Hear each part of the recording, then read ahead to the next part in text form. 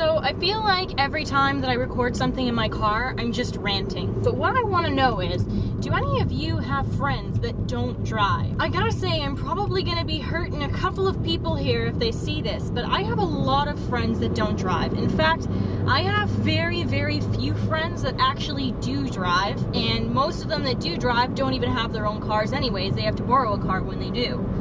So what happens is that I feel like the friends that I have who know that I drive have come to rely on the fact that I drive. I have friends who live 10 to 15 minutes away that don't drive, and I also have friends who live an hour away that don't drive. And it's like that hour could be spent this exact same way on the TTC, which is basically like our bus and subway line. It would take the same amount of time to get my house. In fact, it probably would be faster if you were to take the buses and the subway than it would be for me to head across the city and pick her up. But what happens is that these friends that I have, when they go visit other people, they'll walk or they'll take the TTC. That's what they do with everybody else in their life because they don't know people who drive. But with me, for some reason, they become reliant on the fact that I can drive. If I say, do you want to do something on Friday?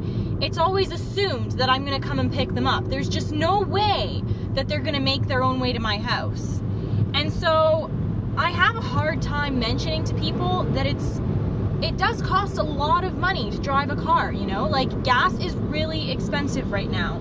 I don't know how much you guys are paying, but we're paying about $1.40 a liter, which means that to take a drive for an hour to drop somebody off, it's costing me like $10 to $20. I don't want to do the math right now. It's ridiculous. And so what happens is that I finally mentioned it to one of my friends. I said, it's really hard for me to drop you off and pick you up all the time because it costs a lot of money and I don't have a lot of money right now.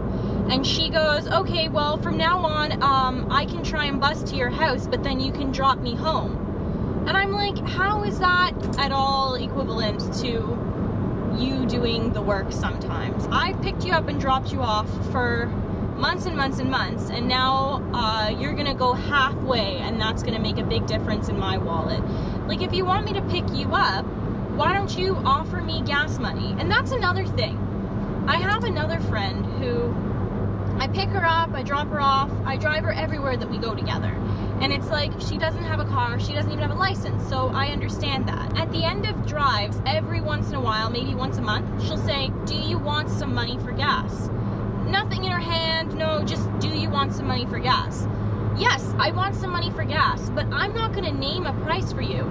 If I've picked you up and dropped you off more than once a week this month, you've probably cost me between $10 and $20 in gas. So pulling it out of your pocket and offering it to me in your hand it's probably a better idea than saying, do you want some money for gas?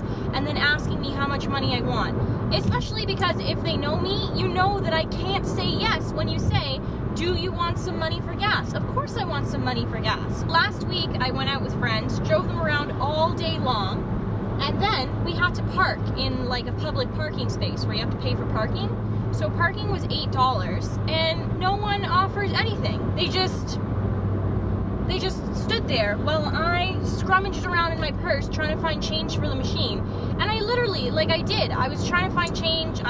It took me like a full 5 minutes to find the amount of change that are required to put in the machine. And both of them just stood there with their hands in their pockets, like waiting for me to pay for parking. And I don't understand why everybody does that to me. And like, the problem with this is that it's very hard to mention these things to people without them getting all defensive and then attacking you back. And I'm not attacking anybody when I do mention it to them. I just need some help. Like, I can't afford to drive everybody around and pay for everything all the time. And yeah, granted, like, I know how a lot of people think. She would have to pay for parking anyway, so let's let her pay for parking. But come on, we all traveled together. You could help me pay for parking. If we each pitched $2 for parking, it would be really different than me having to pay $8 by myself. Because then I don't even feel like buying anything wherever we're going. Like, it's just a lot of money to pay by myself when I've already driven around and spent $20 on gas that day. Now I'm spending $8 on parking. Everybody else has spent squat, and they're all shopping and wondering why I'm not buying anything. Like, it's just, I don't know. Nobody without a car understands how expensive it is to drive a car. And the worst thing is, like, I've mentioned it to someone before. Like, I've mentioned it to a friend before, and they just got all defensive and stopped talking to me. And I'm like, what am I supposed to do to get myself out of this situation and also not hurt your feelings? Because I do need money for gas. I can't pick you up and drop you off all the time and pay for it out of my own pocket. It's really expensive. It makes me not want to go out. I don't know, every once in a while, surprise me. Tell me you're coming over to my house and just come.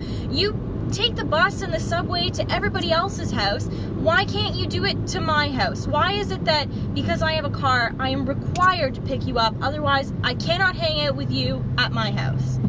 I don't know. If anybody else has friends that don't have cars or don't drive, let me know if you feel the same way sometimes, because I'm really frustrated right now, and like, I'm trying not to be frustrated over all these little things because I'm leaving in 7 days now and I'm not going to see anybody for like 3 to 4 months. But it's like when I come back, it's going to be the same story, so I need to figure out what to do about these situations. Anyways, let me know what you think.